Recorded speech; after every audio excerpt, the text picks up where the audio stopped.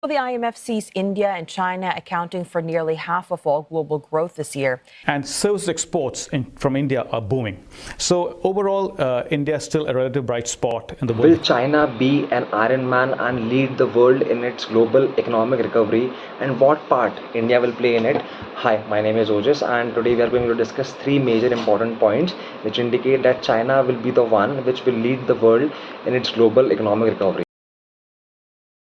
The first major thing is China's GDP growth number has defied all economist expectation, and it has come out to be 4.5% in the last quarter of 2022. This means that China's economy grew by 4.5% in the months of January, February, March from 2022 to 2023. It was mainly because of increased consumption expenditure and also because of increase in retail sales, which was 10.8%. Now retail sales means ki the normal kharcha which we do in our daily lives, for example going out and eating a perk or doing something other activities. IMF has predicted that China will be the biggest contributor in the world GDP growth, with its share almost double that of US, even after India has overtaken it in the world population growth.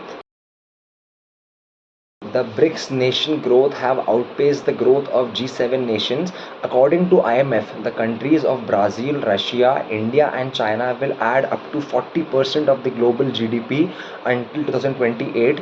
Now you must be wondering that what is this G7 and BRICS nation? BRICS nation consists of Brazil, Russia, India, China and South Africa, and the G7 nations are mostly made up of Western countries, that is France, Germany, Italy, UK, Canada and USA, and one Asian country, that is Japan. The BRICS nations are relatively doing much well than the G7 nations, while the G7 nations of USA, UK are suffering from high inflation and low growth.